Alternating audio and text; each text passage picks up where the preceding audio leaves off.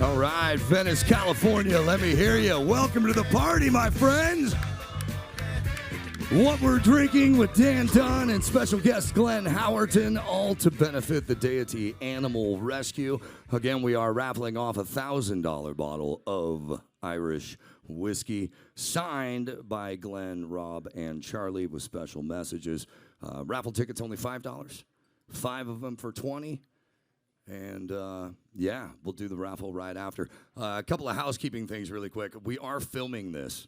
So please try not to walk down the center aisle if you exit to the bar. Try to exit that way. If you absolutely must go that way, duck low. Get low. All right? Perfect. Also, don't hold your headphones up. Apparently, that fucks up the camera shots as well. Okay? We got that out of the way. Great. A little bit about me. I'm happy to be your host this evening. I'll be directing traffic up here. I've been doing stand-up comedy for about 9 years now. The results are, the reviews are mixed. Variety magazine said, that guy definitely buys alcohol for underage kids. I believe it was Entertainment Weekly that said, he looks like your stepmom's 5th husband. All that's true. But I want you to lower your expectations of me tonight, because the lower your expectations, the better I will do.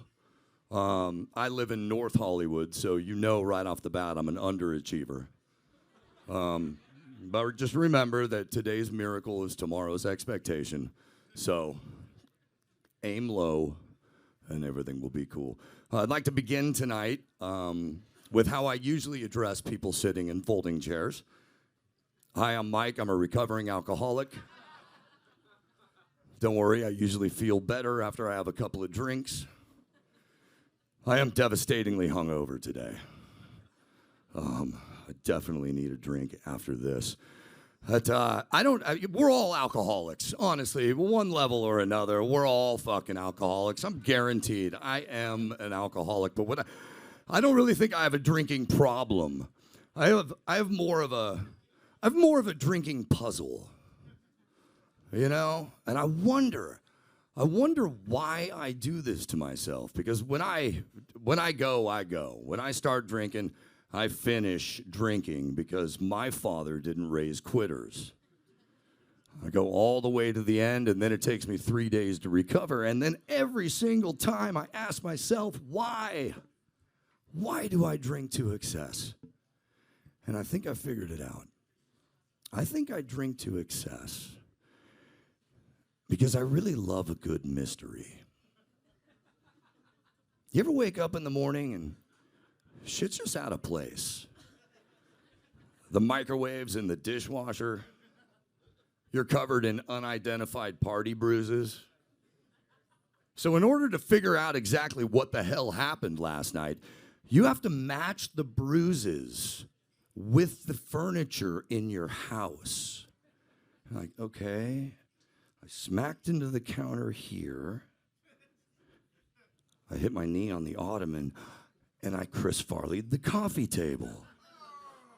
It's like my new favorite crime drama. CSI Blacked Out. Yeah, good. So I talk for a living. I do what's called voiceover, which means I read things that smart people write. That's pretty much it. I was blessed with the broadcast voice. You could say I was throat fucked by God. Spent the last 30 years of my life in rock radio, developed some very strong opinions about music in my time there. I think that Eric Clapton song, Cocaine, should be faster. I love John Lennon. To me, John Lennon is like the Paul McCartney of the Beatles. And I heard that song, Jesse's Girl, on the radio the other day. Figured something out. Rick Springfield has been lying to us for the last 40 years.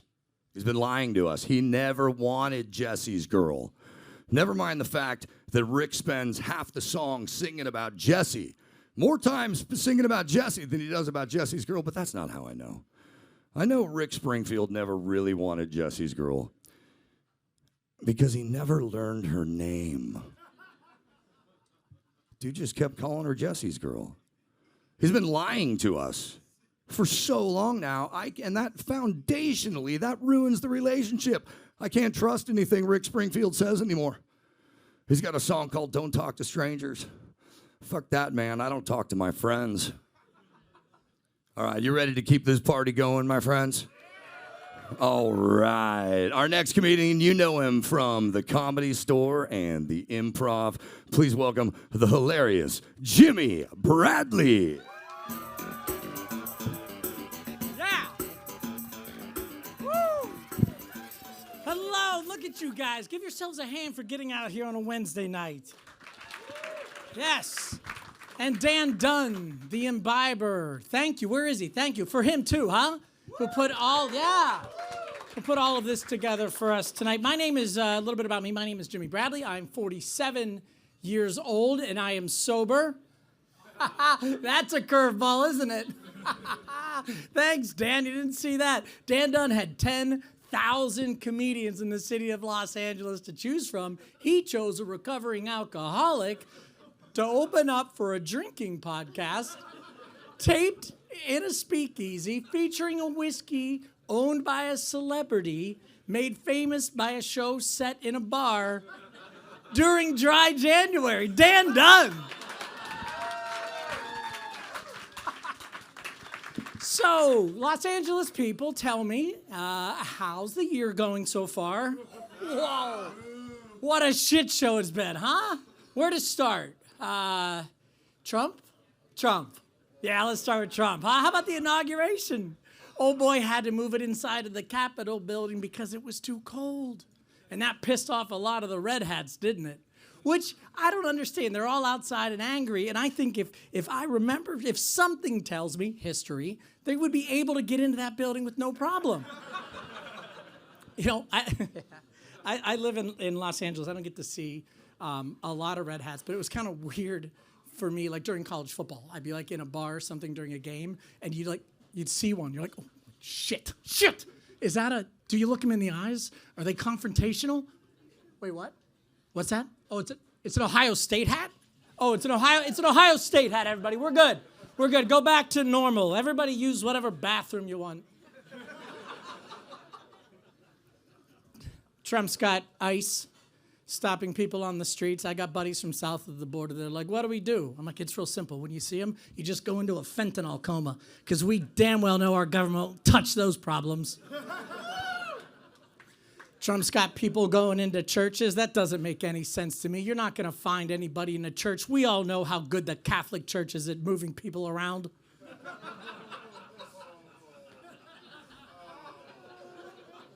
Are you guys playing the Onion game?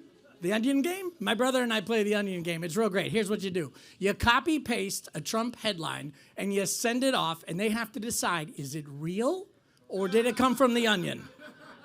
I got hard yesterday, man. I got one. It came to me, and it was like, Trump to reassign and arm 90,000 IRS auditors on the southern border to serve as Border Patrol. That's real. Doesn't make any sense. We got Elon. Oh, Elon. And people, it's even worse when people are trying to make an excuse. They're like, he's just a little bit autistic. I'm like, you can be a little bit autistic without being a lot bit Nazi, right? Hey, listen, you guys are great. You're doing great things here. The wildfires were terrible. We got the animal rescue and raffle tickets being sold. Let's not forget about that because, there's things that were lost, like canyons. Entire canyons were lost, hiking canyons and canyons to walk the dogs and like Temescal. Does some of these canyons sound to you like they're either an STD or the cure for it? Like, I can just picture my buddy. I got a buddy, Bryce. I can picture him coming up to me like, hey, Jimmy, oh, man, I forgot to wear a rubber this weekend, and I got Temescal on my penis. It's cool, though. The doctor's going to give me some Topanga cream. It'll clear it right up. But I don't want to use too much, because last time I got the runions. I have a girlfriend. Yeah, we're not going to segue. We're just going to go right into it. I've got a girlfriend, and at this age, it's kind of weird because all my buddies would say things to me like when I was single. They're like, it's really hard. it's really, really difficult out there. You're going to have a hard time. It's not. It's not that hard. And you know why? Here's what you have to do. At my age, you just find someone that's single and is also your age because you both have something in common.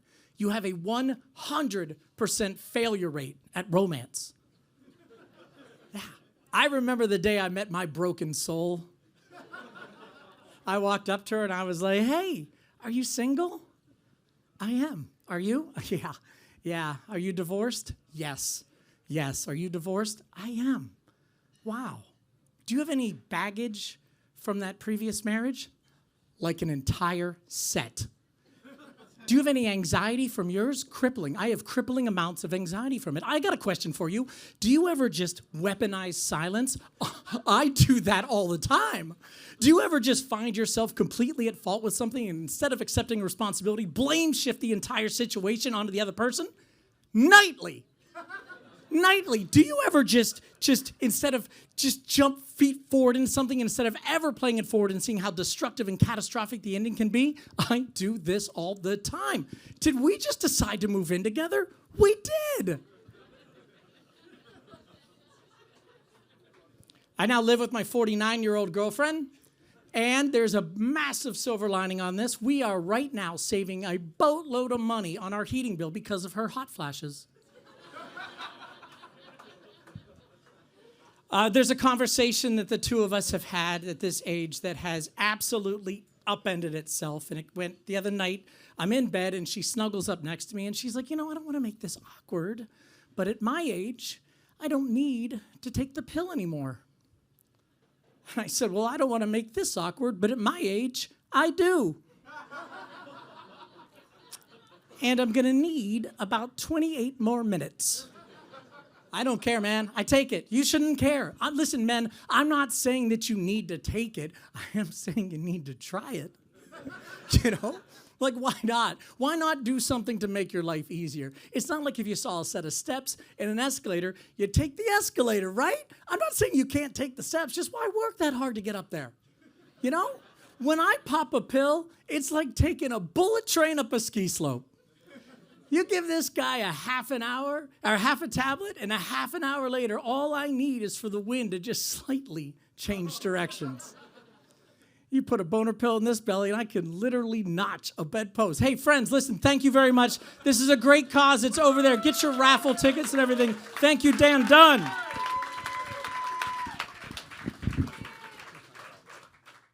Keep it going for Jimmie Bradley. Yeah. All right, before we get this show started, I want to say thank you to Dan Dunn for having me out here hosting this. I told my mom I'm hosting an event with Glenn Howerton from Always Sunny, and she said, which one is he? And I said, the smart one? And my mom said, Michael, they're all idiots on that show, but I know exactly who you're talking about. All right, it's time to get the show started. Why don't you guys just begin with some uproarious applause, and the show will begin. Thank you.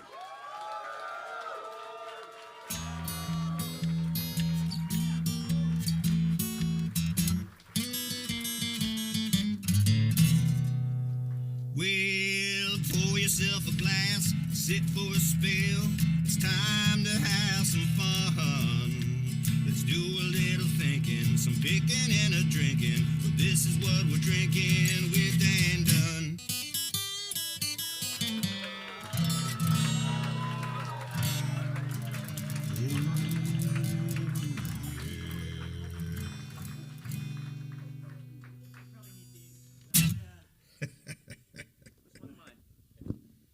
Don't mind us.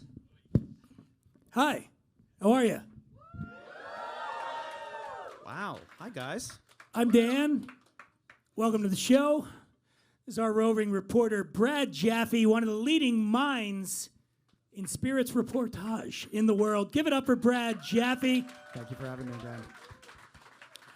And also with us tonight, a young buck just making his way in this world of entertainment. You know him from such shows as AP Bio. It's Always Sunny in Philadelphia.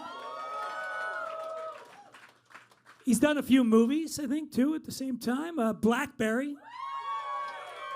Should have got an Academy Award nomination for that. Let's just say right now. Give it up for Glenn Howerton. Thank you, thank you, thank you. So, we love doing these live podcasts. We want to thank the folks from Four Walls, which is the Irish whiskey started by Rob, Glenn, and Charlie, and we're going to be talking a lot about that as well. Dan, Yes. it's an Irish-American whiskey. Oh, I'm sorry. Irish-American whiskey. First mistake. America. Also, if you haven't done this yet, we are auctioning off a $1,000 bottle of Four Walls. 15-year-old whiskey, signed by the boys, rare, amazing stuff. Brad, tell them how good this whiskey is. It's very delicious. I've wasted zero time getting into it, and I like to spend a little time with my whiskey, warm it up a little bit, get it to room temperature. Oh, you're drinking the $1,000 bottle right there? Yeah. Okay. Why were you supposed to be auctioning that? Brad's got the funny stuff. So right over there, Ellen at Deity Animal Rescue, they are taking, it's $5 for a ticket. You get 5 for 20. Take your shot. It's a $1,000 bottle of whiskey, and it's benefiting animals that are in dire need after what we've just been through here in Los Angeles. So let's get started. Glenn, you and I were at the Philadelphia Eagles game. Come on. Go Birds. Against the Rams a couple months ago, and Glenn came over from his suite to my suite. You sound so douchey. It's so true, though. We are douchebags. I was in a suite, and Glenn was in a suite. Honestly, I think my suite was a little better. Just saying. Yeah, your suite was fine. It was a good suite. It was fine. So Glenn came over to the suite at halftime, said hi to the lesser suite mates, and in the process of that, we talked about, let's do a show. Let's do it. And you know what Glenn said? You know where I used to hang out all the time that I love when I was young and not famous? The Townhouse. It was his idea to come to the Townhouse. And so tell us, Glenn, what the Townhouse means to you. Well, I mean, it's. I moved to Venice in 2005, so I've been here for almost 20 years. At the end of this year, it'll be 20 years, and I've been coming to this place pretty much the entire time I've lived here. Mostly in the early days, but still occasionally, in modern times. But the cool thing about this place is this was the very first place that I ever had a rye whiskey. I had never had a rye whiskey before, and I was asking the guy at the bar, as one does. I'm a big whiskey drinker, but I feel like I've tried everything. What can I try? And he was like, have you ever had rye whiskey? And I was like, I actually haven't. And he said, try this Templeton rye. And This is what year was this? I mean, I don't know, man. I don't know, years. He was drinking rye. No, it's probably, I'm going to guess it was like maybe the early 2010s, maybe. So yeah, I had my first rye whiskey here and fell in love with it, and now it's pretty much all I drink is rye whiskey. Really changed the course of your life right here. It actually did. Yeah. Yeah, it really did. It is. I will actually say that. I mean, that is a major reason why this exists, is because of this place. No kidding. Well, yeah. I mean, maybe I would have tried rye eventually at some other place, but I tried. What were you drinking prior to that? I was mostly into scotches. Bourbons, I don't know, had kind of turned me into the devil when I was younger, like younger, like high school and college. It was sort of a fighting or fucking whiskey, and but it was, it was definitely a forgetting whiskey. All the F's, fighting, fucking, and forgetting.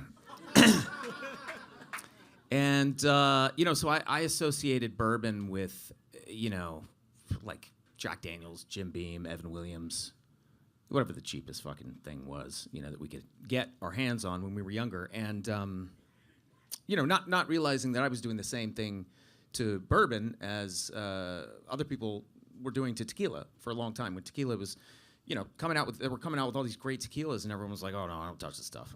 It's just because they had a bad night on Cuervo. It's like not the same thing, you know what I mean? Yeah. Is there one thing, because I can tell you what mine is, it's Southern Comfort. I had a very bad experience with Southern Comfort, and I've never had it since. It's probably been 20-some years. Is there something in your drinking history that you will be loath to revisit? Yeah, but it wasn't whiskey actually. I was with a bunch of buddies. I think we were like 17 years old. We were at in Panama City Beach.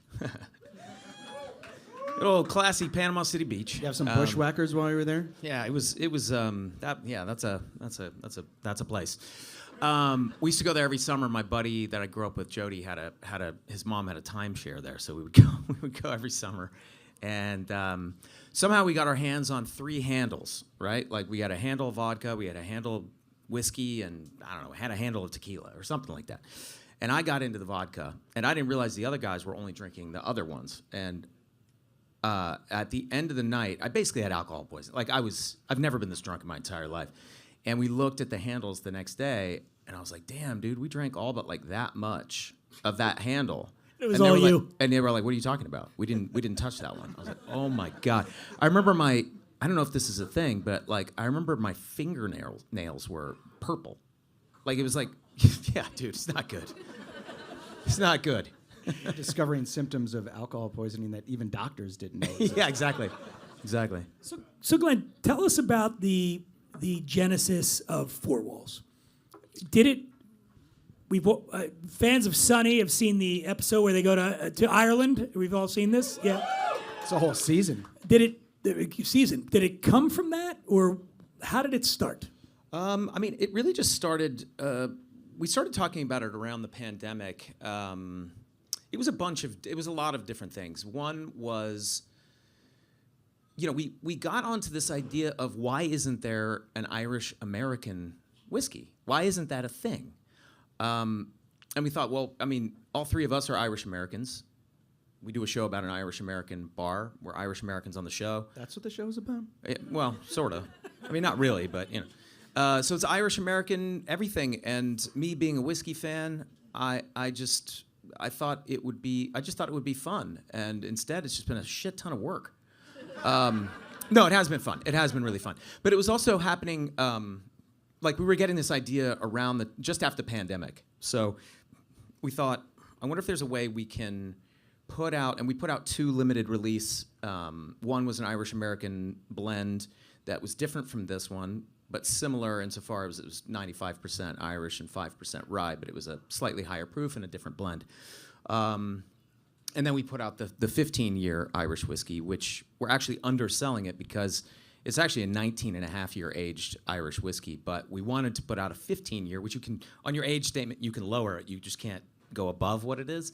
So we wanted to celebrate the 15th season of Sunny and raise money for service providers that had lost their jobs during the pandemic, like waiters, waitresses, bartenders, people in the service industry. So it was a good opportunity to kind of test the waters with the whiskey, put something out that we were passionate about, and also raise money for. So do you think at that point that it's going to be a long-term thing, or do you think it might be just? It was always in the back of our minds. We're like, look, if people respond to this, if we're having fun, if it feels like it's like working, it's smooth, it's not bumpy and weird and forced, then yeah, we thought it would be fun to do a mass market release, and that's always what I wanted it to eventually become, but I didn't. None of us were going to force it.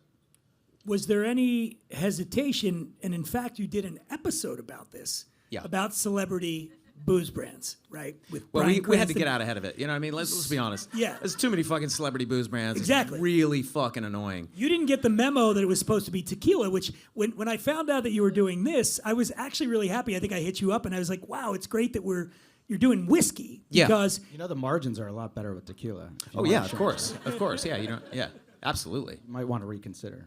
Now, Brad, when you first discovered that you were one of the very first people to write about the whiskey, what was your first impression? And don't act like Glenn's here. Well, I tasted that 15-year-old. I think I tasted it with you on a Zoom, so I had to make sure that even if I didn't like it, that I was very, very steadfast in my praise of the product. But no, it was absolutely delicious. And to me, Irish whiskey I've always been a big fan of Irish whiskey. It is very rounded. It's very approachable. And also you were working with John Teeling, who, for those of you who don't know, he's a legend of the Irish whiskey industry. You probably heard of Teeling Whiskey Today. That's his kids.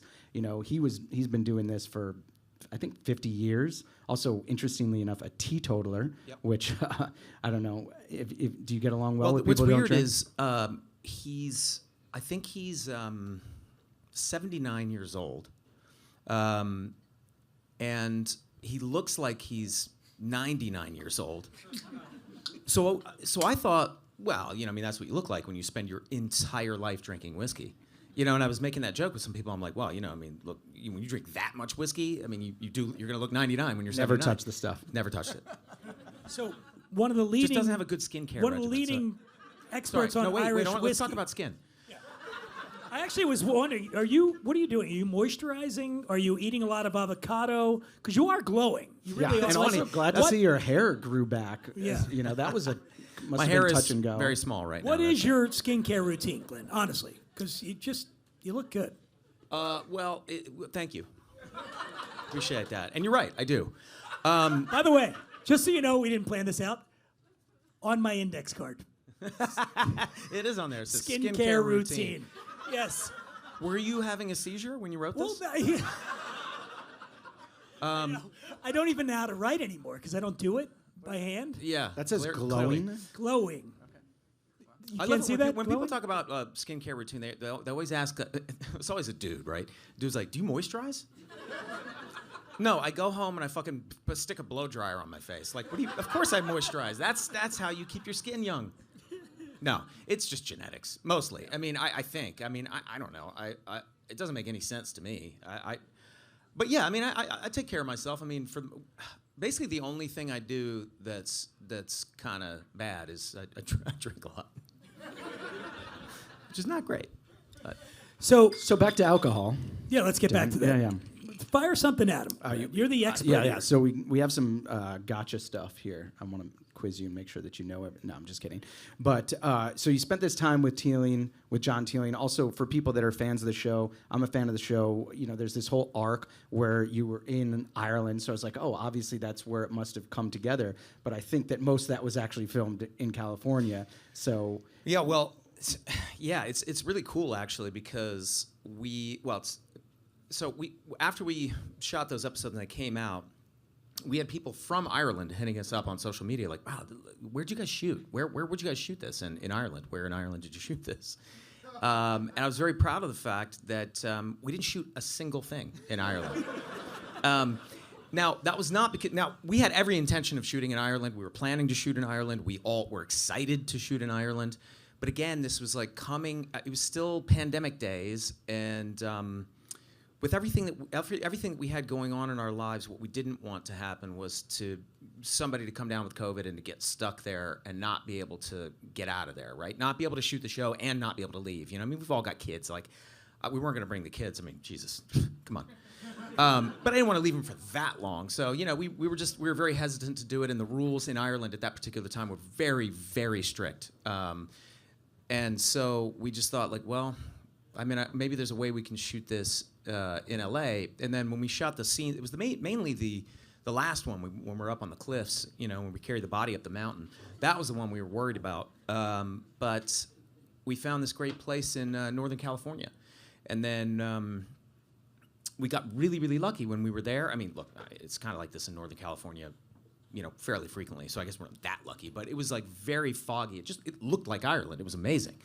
But we did kind of in post-production, like make it a little more green because it wasn't as green as we wanted it to be. But yeah, I think our directors did a phenomenal job because it all feels like it takes place in Ireland, it does take place in Ireland. It feels like it was shot in Ireland.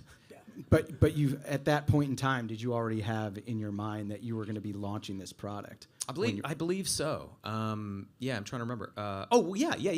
Yeah, absolutely. And so then after that episode, or after, that season aired, then you went actually to Ireland to meet with Tealing and to develop this liquid?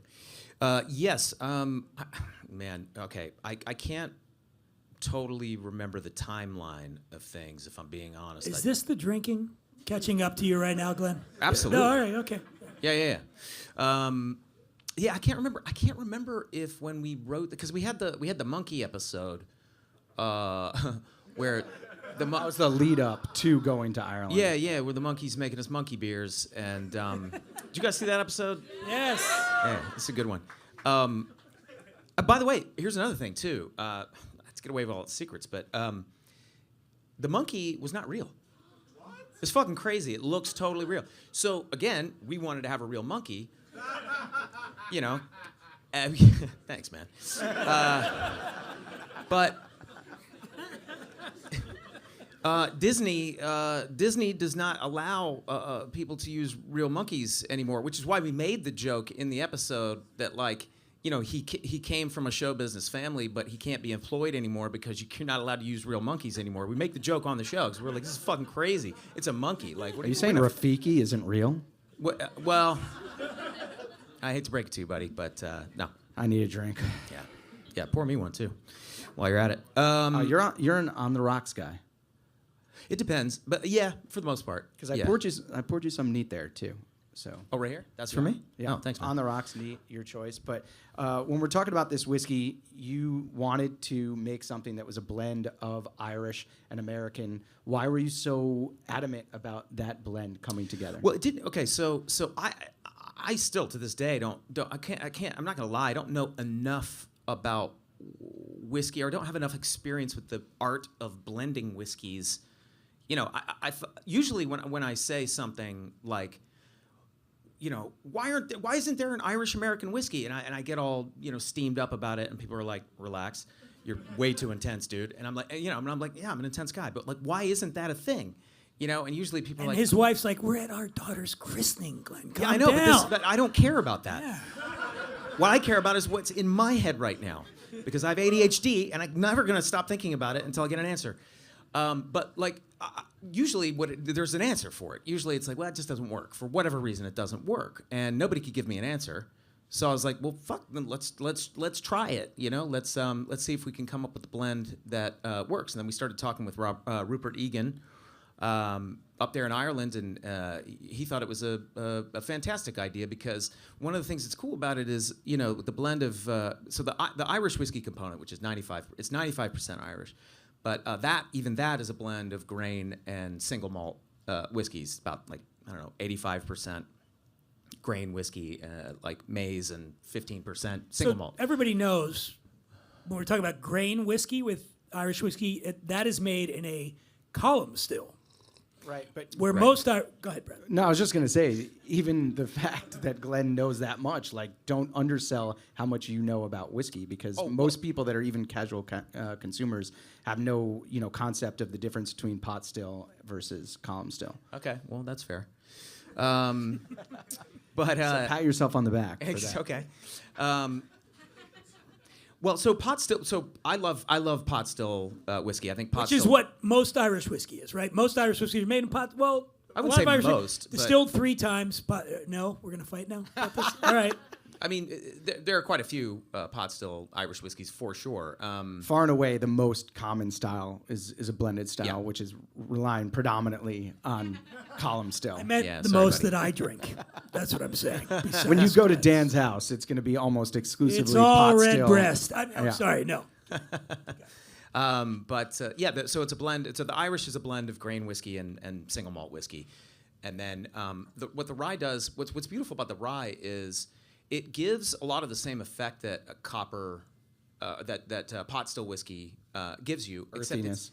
Yeah, and the spiciness and the kind of like boldness, but it's a little less kind of heavy, right? So you get, because what I got excited about when we were talking about this, and, you know, I was of course nerding out with Rupert, and, you know, talking about all these different kind of whiskeys and why I like it, and what I was like, my fantasy was, can we make a whiskey that gives you an Irish whiskey drinking experience? And when I say Irish whiskey, I'm thinking of like the lighter ones, you know, not the pot stills, but like, you know, the Jamesons or whatever. But you know, there's like a very, very light, easy drink, nothing pretentious about it, not particularly complicated.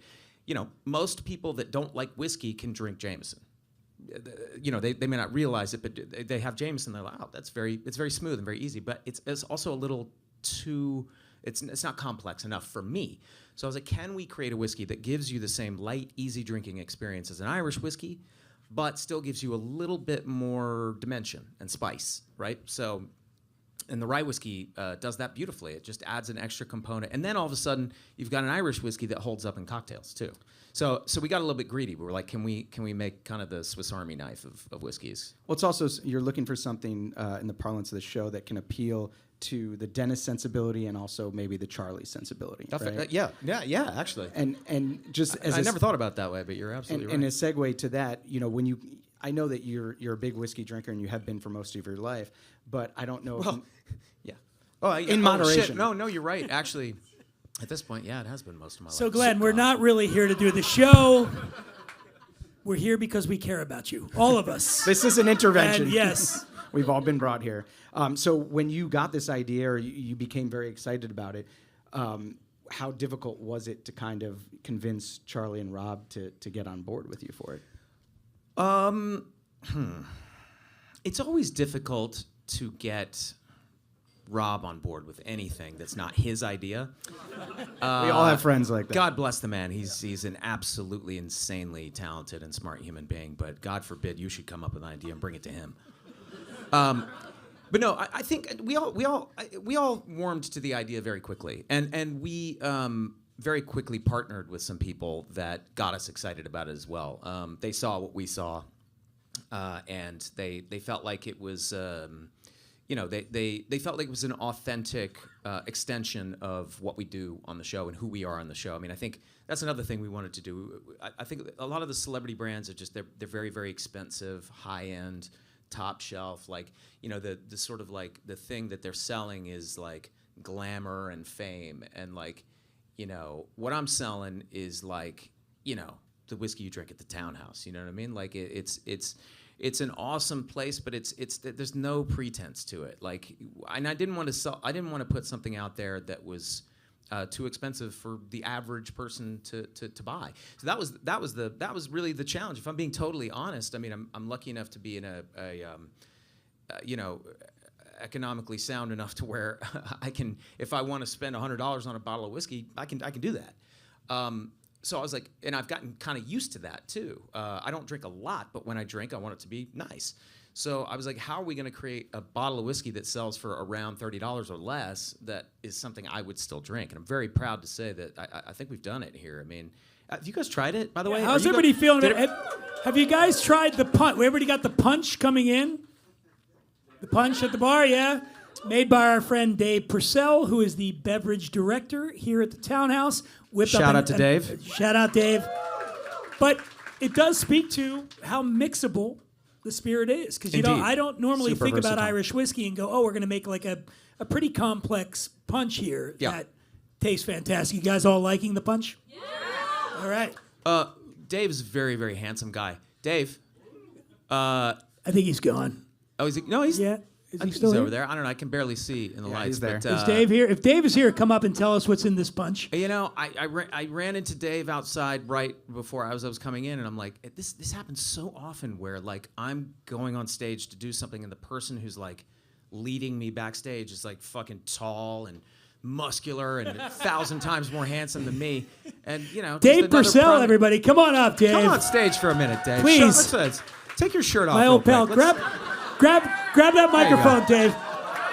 I mean, you see what I'm talking about, right? I mean, it's smoldering. Dave, tell us what's in the punch and your workout routine, quickly. Skincare and workout routine. Yeah, that's right. Yeah, please. Well, thank you all for having me up here. And everybody, thanks for coming in tonight and supporting this cause and just being here to see these people and this guy talk. Real quick, what I like about punches, it's a little bit of an apocryphal idea, but a punch comes from Hindi. It means punch, which means 5 ingredients. So it is typically a spirit, a citrus element, a tea, a sweetener, and there's something else. Two other A things. spice. And a mystery There we go. ingredient. So this punch is what's great about the Four Walls, the first time I got to try it was last week, and as we've been kind of like elucidating here, is that 5% rye really does make it stand out in a cocktail nicely. So it was really a pleasure to work with. But we're doing the Four Walls. We're doing a little Oloroso sherry. We made a malted banana syrup, lime juice, and I guess it's a Scottish spice liqueur, and sencha and pandan tea. So it kind of fulfills I don't know all what those any of things. those words mean, Dave. But you're a very handsome man, was and I hoping. feel like you're showing me up. Are you taking notes, by the way? Everybody's out there. Okay, was that Senchenti? No. Well, yeah, that's all I got. And it works, baby. Well, it works. it does. I had some, and it was delicious, my friend. Thank How you. much so can you much. bench? Just you. Dave Purcell, everybody. Dave Purcell. Let me tell you a little bit about the history of Glenn Howerton and I. Glenn, we've known each other for a long time. We, long time ago, we did an episode of my Sirius XM show, Dan Dunn's Happy Hour, at the Mondrian. And it was a massive party going on. We did a live show. I have no idea what any of these words mean. And so while we're doing the show, and there's 600 people there partying, we have a security guard assigned to, make sure shit doesn't go wrong while we're doing the show. And our security guard decided to just mack on every woman in the place. So at one point, it's Rob, Glenn, Caitlin, and myself. And a guy who'd clearly been overserved walked up to our table, slid in between us, and started hitting on Caitlin, I think it was. And it almost became a full-on brawl. This is a live radio show on Sirius XM. I'm screaming. I'm like, It was awesome. where's the security guard? We're going to It get in was a fight. fucking great. Okay. So that happens. Total disaster. Then I wrote a book called Living Loaded, and the guys from Sunny, they optioned this. We end up making a TV pilot at Fox called Living Loaded. That was a very expensive pilot. Donald Sutherland, some other people, Larry Wilmore, other people. Failed. Does not go to series. Does not get picked up. All right. Then Glenn came on my show when Four Walls came out, and we did an episode about that. Not a lot of streams on that one. So I guess the question I have for you, Glenn, is why are you still doing shit with me? Why are you here? Because everything we touch. Yeah, I'm a people pleaser, Dan. I think I also feel bad because I know we live very close to each other, and we don't do. ever see each other, or we don't see each other that I often. walk by your house almost every day. Weird. Yeah, but It's in Highland Park. I don't know which house is yours, by the way. I don't know why you know which one's mine.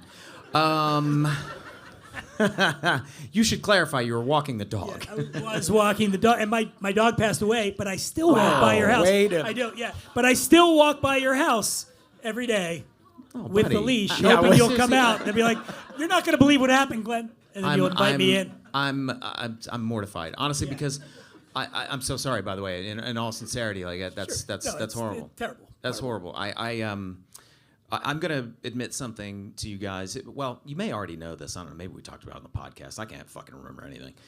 But I for a very long time was a cat person. Okay. I grew up with cats. My parents, my sister, nobody had any interest in getting dogs. I didn't really care one way or the other. I just thought they were funny and weird and cuddly and cute. And so I grew up with cats, right? And I just never was that into dogs. I have very little experience with dogs except for going over to some friends' houses and the dogs almost biting me. So I was like, fuck dogs. I don't understand why a slobbering fucking beast that's all up in my face and sometimes wants to actually kill me is Or what people fuck want. you. Or bang me. Yeah, or bang my leg. I just don't get what the appeal is, right? I also got cornered by like my cousin's German Shepherd at one point when I was a kid, and I was just like, "Fuck, god damn, dude! Like dogs, like they fucking I don't get them." But over the pandemic, my wife, who did grow up with dogs, and my kids really wanted a dog. She had been working on me for years, like maybe we just do this, maybe we just foster a dog for a little while. Well, we decided, okay, I was like, all right, it's the pandemic. We're all home. The kids can help out with the dog. It'll be good for them to learn that responsibility. And so, yeah, let's foster a dog. So we found this dog. I saw a picture of it. My wife was like, I don't know about this guy. And I was like, I like that guy. So she was like, all right, well, we're just going to foster him for a couple days anyway, see how we like it. She drives up in the garage. We have a detached garage. She's like, hey, I'm here with the dog.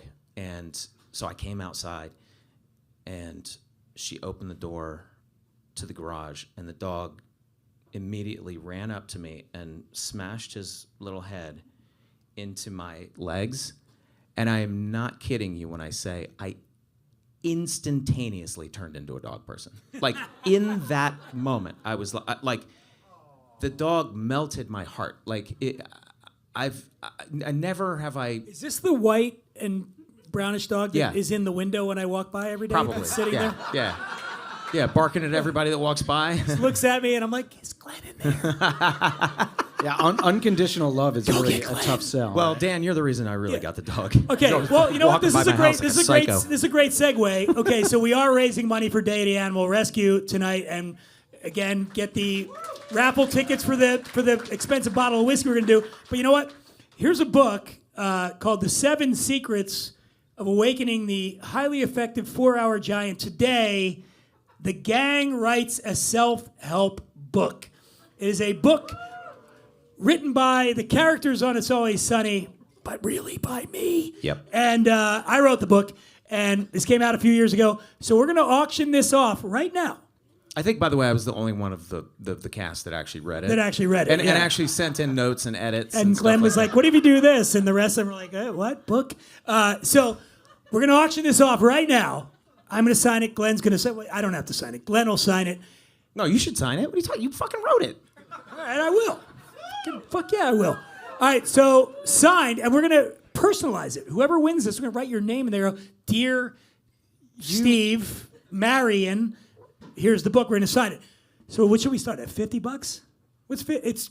Yeah, I mean, I don't. Deity, who wants this for $50? Signed by me and Glenn. Please, dear God, somebody. And say yes. Again, it's to help animals, to help Yes. dogs. Do you and hate cats. Who animals? wants this? 50. We got 50. Or we got 50 there. We got 55. $100. Oh, here we go. Holy crap! What's up, Bryn? Do we got 110? 110. We got 110 right here. Holy crap! What do you? 120. Do we got? Why am I doing this? I've never done this in my life. It's fun, right? 120. Two now, three now. Go ahead, Brad. Jump in. 120. 120. We have 130. 300. 130. Anybody? 130. In the back, 130. You got to go bigger than $10 increments. 150. We have 150 over here. A signed copy of this book by Glenn and I. Do we have 170? 170 over here. Oh my goodness. Yeah, my man likes animals. Think about how many dogs are going to be getting some help right now. Yeah, I like love goats this. and chickens and shit. $200 and you can have dinner at Glenn's house too. Oh, sorry. You can have dinner outside my house. Outside of my house. Outside of Glenn's house with me. Staring at there. Can we get him? I'll bring some baby blues barbecue. Okay, what are we at? 170? What do we got? 200. 200? Right there. Oh, $200. Oh my. 210. 210. Do we have? In $25. You do it. $250. Somebody wants to pay $250 for this. Come on. $250. Oh See, my there you go. goodness. By the way, just so everybody knows, you're not getting the book until you go over there and give them the money. All right, there we go. Just so everybody knows, Ellen's over there from Deity. You go pay, and then we'll give you the book. All right. He's like, never mind. Yeah. Back to my $50. 250? 250. You know what? We're giving it to him. That's it. Or $250. He'd feel bad Come about on you up here, spending man. anything You said you weren't more. giving it to him. What do you fucking do? no, What do for you mean come up here? $250. Well, he's going to go pay. He's got- Do I need to pay first? Well, we'll Yeah, do that pay, later. bitch. What's your name? No, come here. What's your name? My name's Jonathan Matsko. And you're a big fan of mine, clearly, for $250. Sure, yes. So, is it Jonathan? Correct, yeah. All right. Correct, yes. Okay, thank you. We're going to write Jonathan and some other stuff, and Glenn and I are going to sign up. Go pay for that book, and then we'll give it And to you. Dan will write in Give pencil. it up for Jonathan, man. Come on. Yeah, Jonathan. And you know Helping what? all- I helping brought all another one, so let's do it again. Who? We're starting with you with how much? 250. She started at 250. No, you can't go down. You can't go down. You can't go you can't go down. backwards. 250 right These there. are dogs. 250. 250. We got two. Go ahead, Brett. No, 250. Do we have? Well, do we have 300? Somebody wants to spend 300, right? Somebody? No. Going once. Going once. Going twice. 250. Come on. We just raised $500 for Deity Animal Rescue. Come on up here. It's amazing. Hi, what's your name? Where are you from? Oh, Yeah. My name is Bren. I'm from San Diego. Brent, thank you so much. And we're going to sign this right now. Go over there and settle up with our friends at Deity. Come on, man. Brent's Give it up. Yeah. Bren has made a bunch of Four Walls videos on her Instagram page. Yeah. Glenn, will you Check her out on sign MySpace. It's Jonathan and Brent. Brent, how do you spell Brent? B-R-E-N. Glenn, just write a bunch of stuff in there. And while you're doing that, We're going to talk to you more about the whiskey itself. If Yeah, let's do it. Can you sign and answer questions at the same time? Let's find out. All right. So you went there and you spent some time. No, I definitely can't. I can already tell. It's like one thing at a time, man. No, but let's talk because Let's these talk, all these let's fine talk. people did not come here to watch me write something with a pen. I Okay. can do it after. So I'll do it after. So Great Northern is this Yeah. where we're getting the Irish whiskey from? Indeed. Yes. And so you spent some time there and you toured the facility. And tell us about like the learning experience there for you because you said you were only into Scotch and you were into rye, Yeah. but not Irish. So what was that like? Well, I will tell you this. John Teeling, again, the 79-year-old man who looks 99, just an absolute character, right, was giving us a tour of the facility. And it was like, wham, bam, thank you, ma'am. I mean, it was like fucking just this, where. I mean, he had so much energy. It was crazy. Anyway. And you're with Charlie and Rob for this? Yeah, we're all there. Set the scene. Like, who are you with and what's going on? Well, okay, we're wearing hard hats. I don't know why. High vis. High vis, yeah. Yeah. We got out of the van. They were like, you got to put these, fluorescent vests on and these helmets. It was funny when I start drinking whiskey, I hear my southern accent coming back. Do you guys hear that? you're from Alabama, right? But you were born in Japan, correct? Yeah, I was born in Japan. Yeah, but that's I all. don't know if you're allowed to be And I'm here not- right now. What's that mean, dude? I heard some things. Trump voter over here. Am I going to get deported? That's what I was suggesting. Jesus, man. What was I talking about? I don't even. Well, we were talking about Alabama and Ireland simultaneously. Okay, right. So John Teeling. Anyway, he's taken. So like you said, he's a teetotaler. He doesn't drink, but he does. He does because he was sticking his hands into the stills. He was like sticking his hands in, and just he was like, you can drink it right. I can't fucking do it. Yeah, it's like turning into a Scottish It's a guy. leprechaun right there. He was like, Was he from the Irish part of Scotland? I don't Clearly? fucking know, dude. No, the Scottish part of Ireland? He's It a sounded like wild a man. Scottish accent. But he you was were doing sticking there. his hands in it. And we were like, gross. But then I was like, well, I mean, it's alcohol, so I guess that's Sterile. fine. But like, Sterile. He doesn't drink, but he does, because he was like, what? You can drink it right now. Yeah, I was like, and then he was like giving it to us out of his hand. Like, you're not. Yeah, I wouldn't want to do this with my own fucking grandpa. But anyway, he's. What was your question?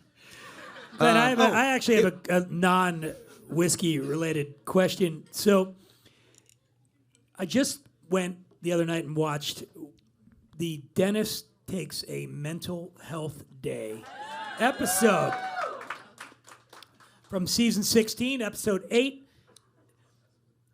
I was so impressed. And I know you're good. I know you're good. You're good.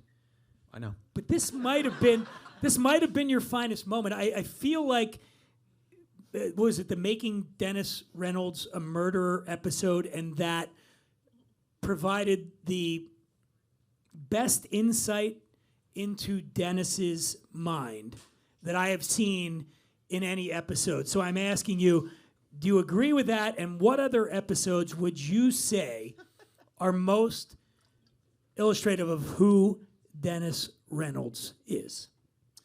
Well, definitely the Dennis system episode in general, right? You really learn about just sort of how this guy operates. Just a all-time manipulator. But no, I appreciate that. That was based on a real thing, as many of you may know. I really did get stuck. I got my Tesla stuck in a parking garage, and I couldn't get it out. It took me 24 hours to get it out. And I did tell the story in the podcast, so I'll keep it brief for those people that have already heard it. But the short version is, I was at a screening at the DGA, and I'd parked my car like 4 levels down, and I'd forgotten that my key fob wasn't working, so I'd been opening the car with the app on my phone. But the app on the phone has to connect to the internet. Wait, the internet? Yeah, it's up there. The internet. Yeah, the internet's in the sky. The internet. Yeah, the internet. It's up there. Yeah, Tesla. Which internet. was fucking down there. If it was down there, I would have been able to connect to it. But no, it's up there. So I couldn't connect to the internet. The car had to connect, and it was just. And I was like, okay, well, there's definitely a fix for this. No problem. I called Tesla. They're like, I don't know. I'm like, what the fuck you mean you don't know? Like, they're like, well, have you tried this? I'm like, yeah, I've tried all. Let's skip this step. I've tried every logical thing that you can think of. I've fucking tried it. And they're like, well, we don't know what to do. And I was like, are you fucking kidding? Unacceptable. What the fuck are you saying?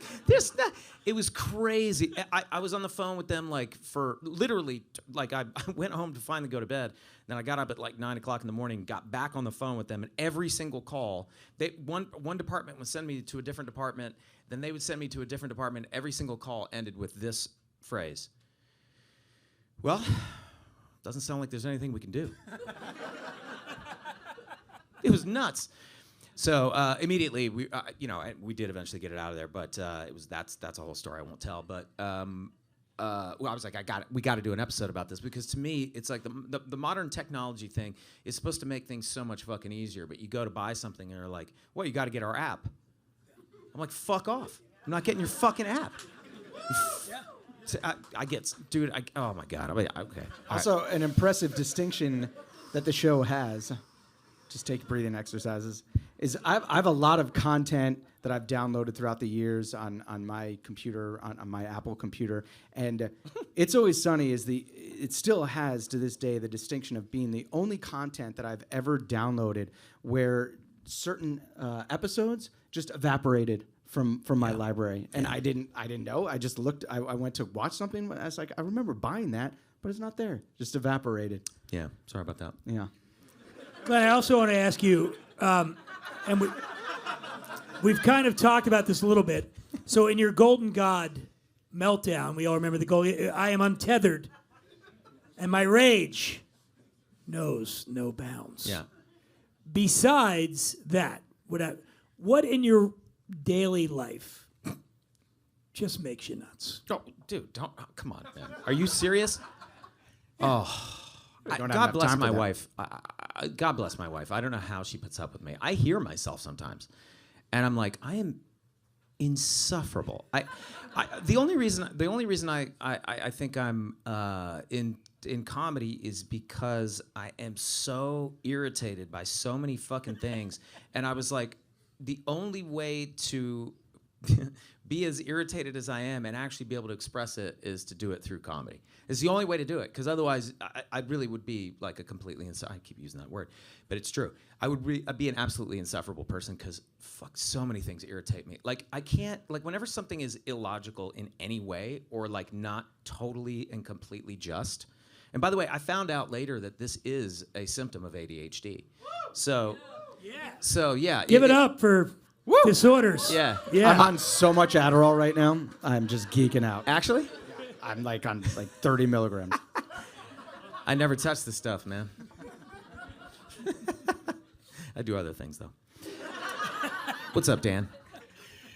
Yeah, I mean, I had a thing. So I've got a new iPhone. It's this thing. I had a new iPhone, and I'm having problems. It's not working.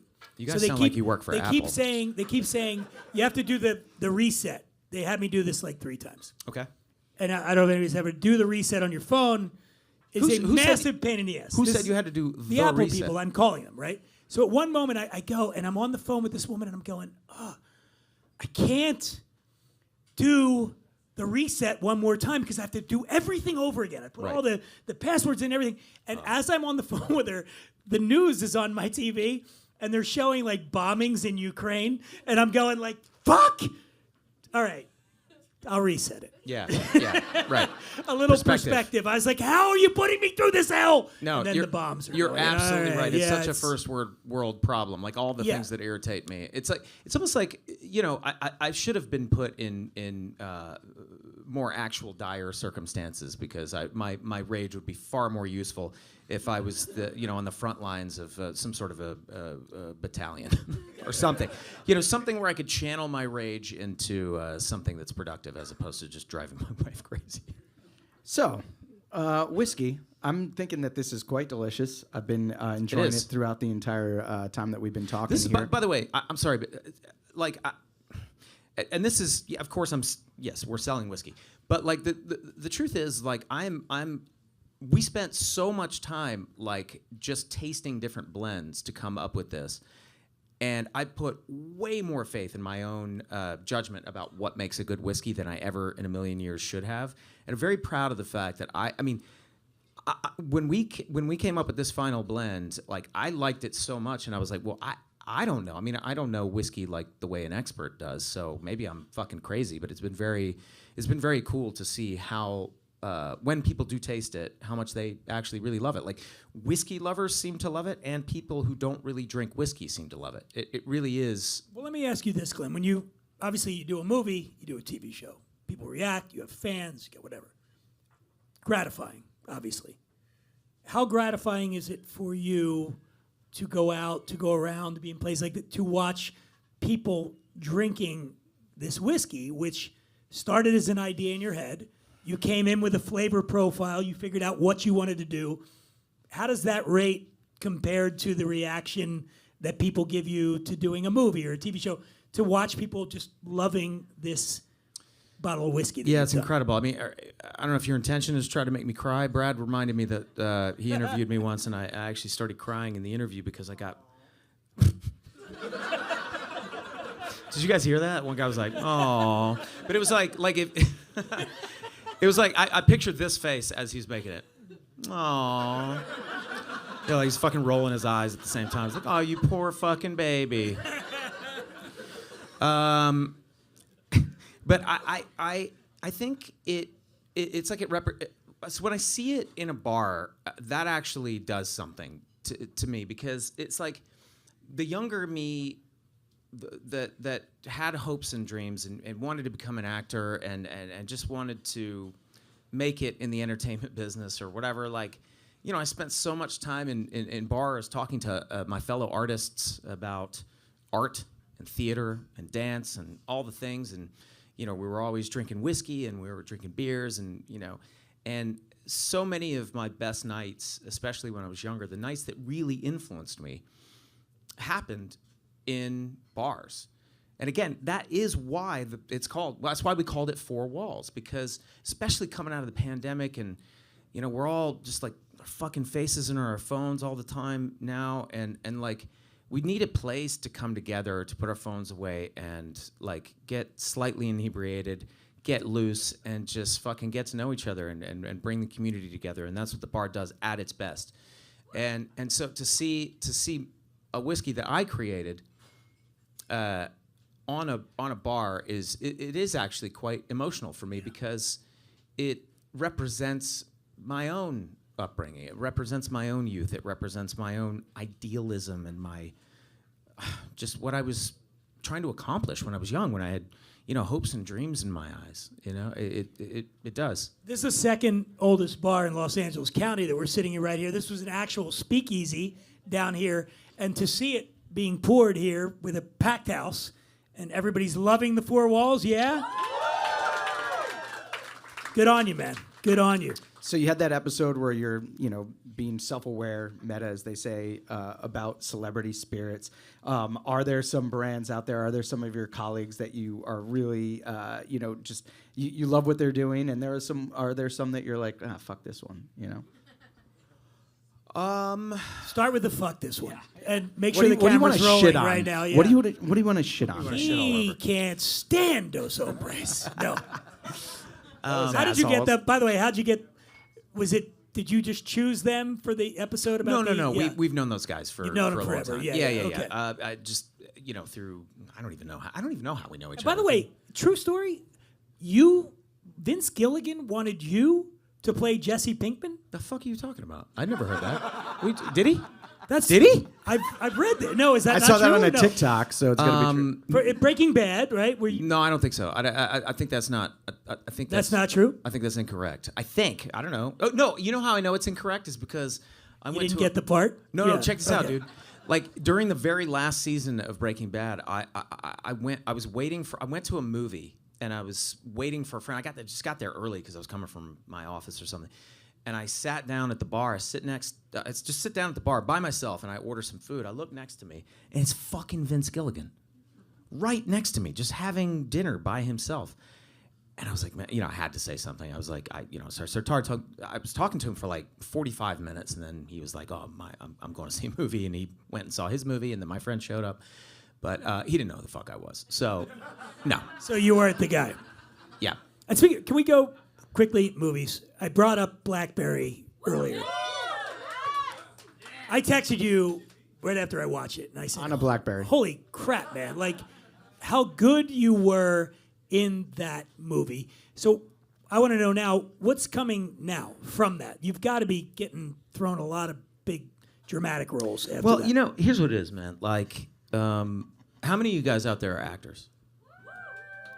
Shit. Okay, that's cool. Yeah, That's a low number for a Los Angeles crowd. No, right? listen, that's actually why I moved to Venice, because not everybody's an actor. It's fucking great. That's actually very encouraging. But typecasting is real, man. It's real. I don't know. I never set out to do comedy. I love comedy. I've always loved comedy, but I never set out to do comedy. And I just so happened to. I just accidentally created the longest running live action show in the history of American television. I mean, I didn't even know what I was doing, and I just did. I just stumble into success left and right. No, but I worked hard for it, but like it's like once people see you as one thing, it's very difficult for them to see you as something else. It was great when I got the BlackBerry script because even though it was funny, it was an opportunity to do something that I felt was different enough from what I'd done. It was in my wheelhouse, which is clearly why they cast me. But Matt Johnson, who wrote and directed the movie, he wanted the movie. He wanted actors who were mostly known for comedy to play drama, because he wanted the movie to be dramatic, but he also knew that, with actors that are used to doing comedy, that the comedy would just kind of be there in the moments where incidentally comedic. Yeah. Exactly. No, it's been tough, man, because like honestly, I'm in a very fortunate position where I don't have to work for the money. So I've been saying no to everything because, everything's like, hey, come be a fucking, dickhead in this movie. Come fucking be the boss who yells at everybody in this movie. Who's casting that? I'll take it. It's everybody, dude. It's like, so I just don't want to repeat myself over and over again. I love playing bad guys. I fucking love it. It's super fun. But, kind of been there, done that to a degree. You know what I mean? The right bad guy role that's like written perfectly. It's not like I'm never going to play an asshole again. I definitely will because it's too much fun. But like, I don't know. I want to play different things. I want to. Why is this? It feels like it's turning into a therapy session. Jesus Christ. All right. No, it's not your fault. It's my fault. I just want to do different shit, man. And it's difficult to get people to see that. But I'm working on it, man. I'm working on it. I got some shit coming out. Don't worry. There he is. So I made in my index cards. I made a thing called rapid fire. Okay. So we're gonna finish up with rapid fire questions. But we still didn't get him to say the brands, the colleagues that he loves, celebrity brands that he loves and that he doesn't love. He's not gonna do that.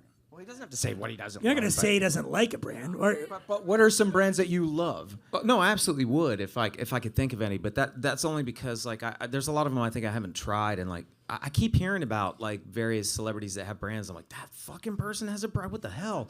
I just constantly hearing about it, but honestly, man, I haven't tried a lot of them. I have tried Dos Hombres, which I do like, but I haven't tried a lot of.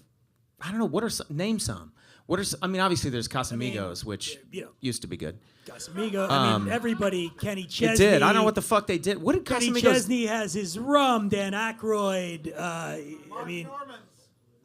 Fuck it, Mark Norman. Throw that guy out. No, I'm kidding. No, who's Mark Norman? Who's that? Yeah, I don't even know who that is. I don't know.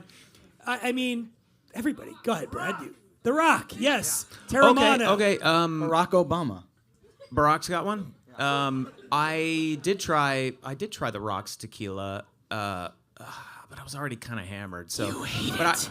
Say you hate it. Just say you hate it, so we get a pull quote for this. I didn't. I did. No, I thought it was pretty good.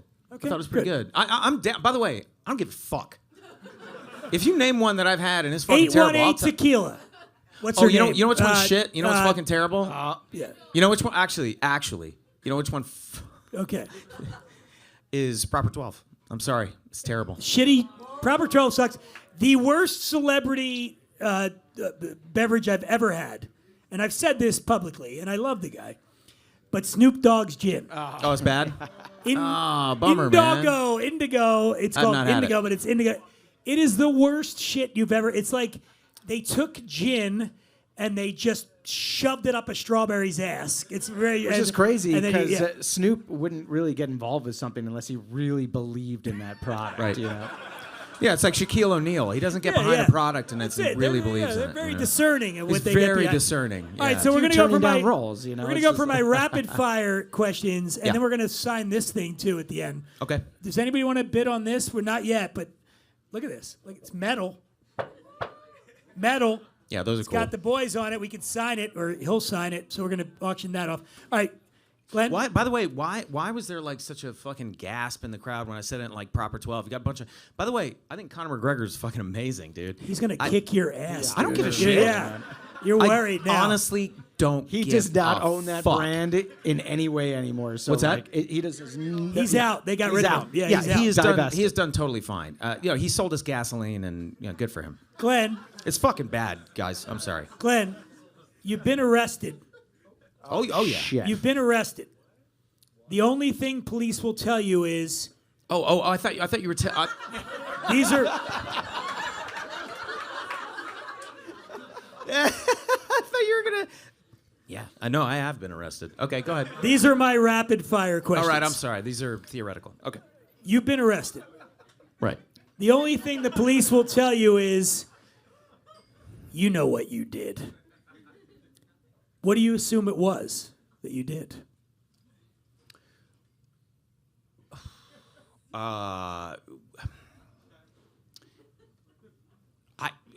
want another drink? You know what's sure. You know what's fucking crazy, man?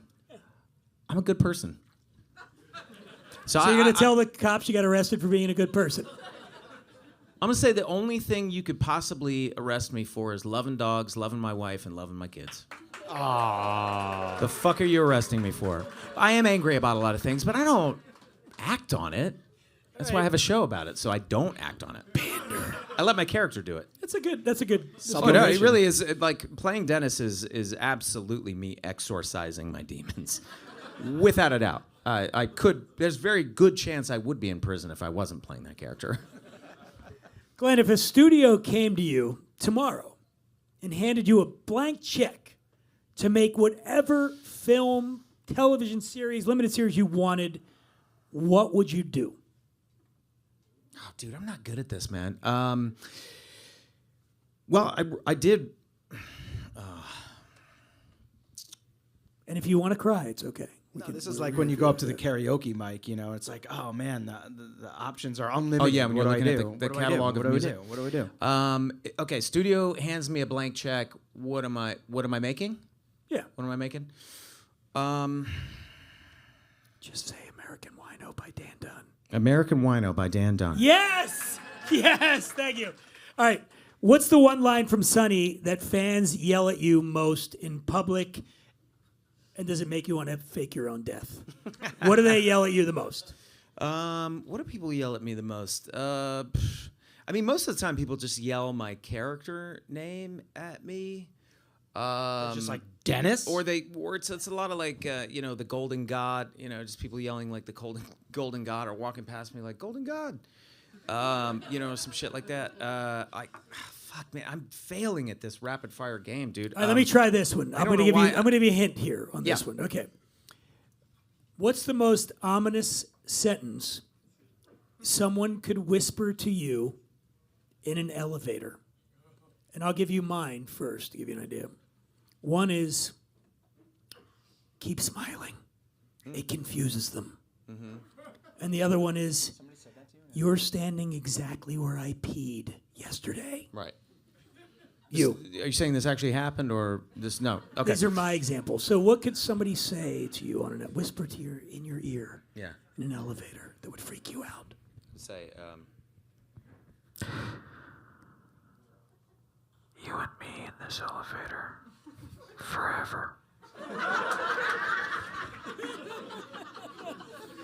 All right, I got one last one for you. If you could give 21-year-old Glenn one piece of life advice, but it had to be cryptic and mostly useless, what would you say to 21-year-old Glenn? We'll be stuck in this elevator together forever.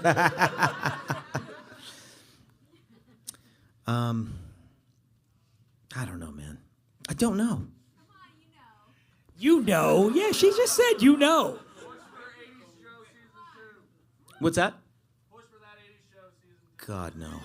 Oh, my God. You guys, I was so glad when that show got canceled.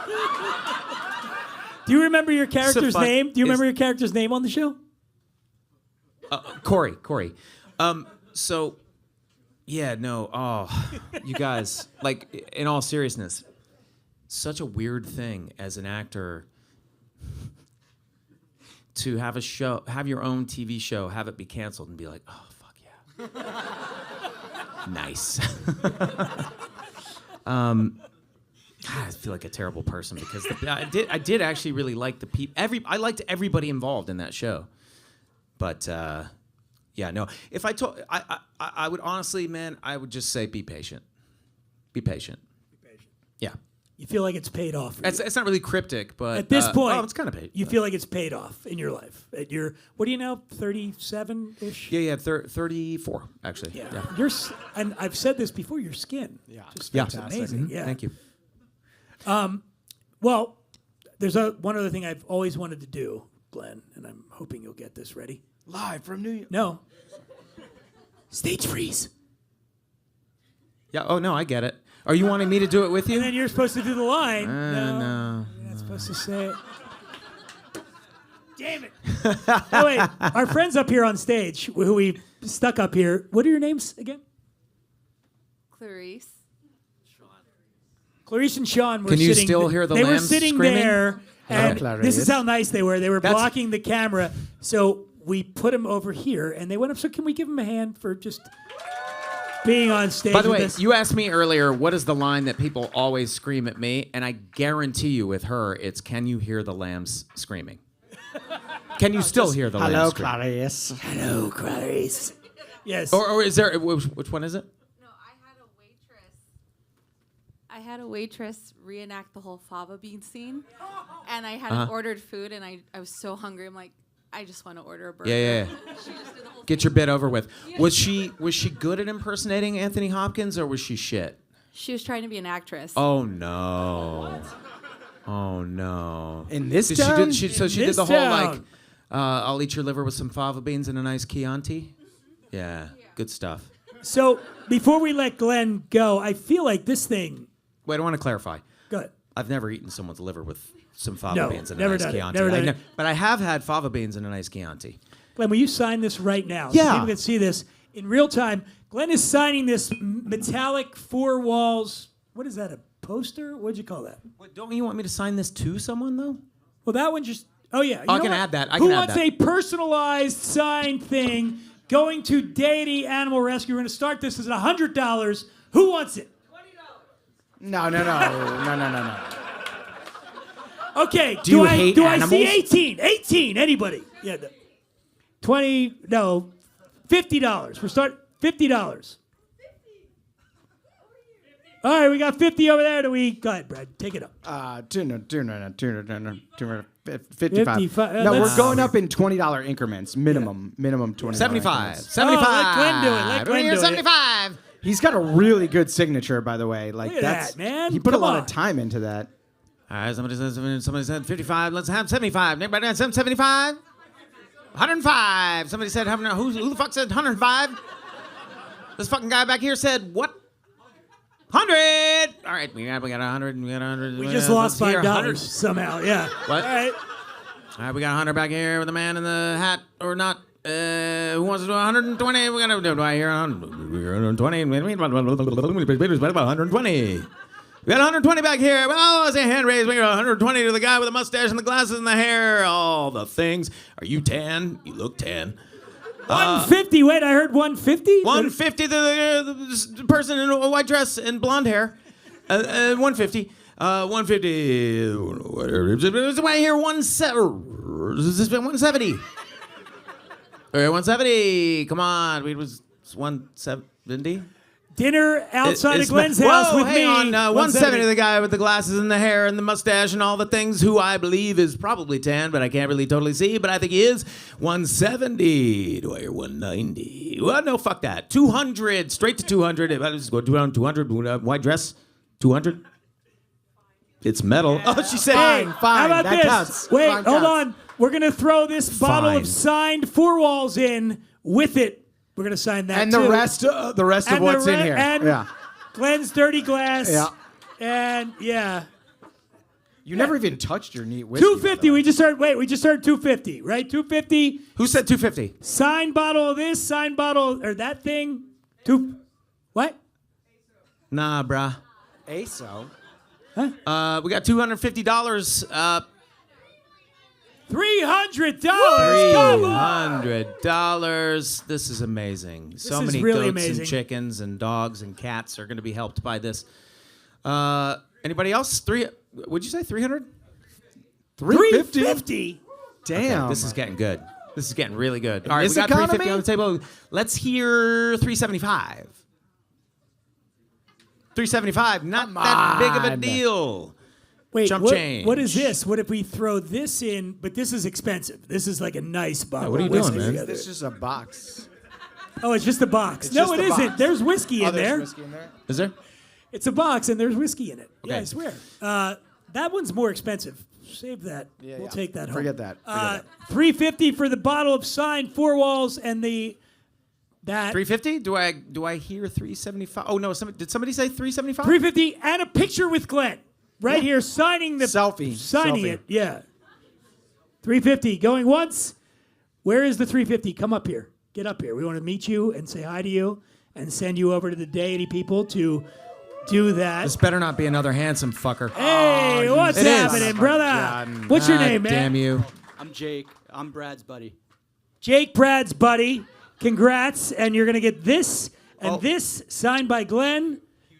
Thanks, man. Huge fan. He said Say- huge fan. say- I'll make it out to you, man. Oh, thank you. Yeah. My name's Jake. There we go. He'll hey, make out give with it up you. for That's easy Jake, enough. man. $350.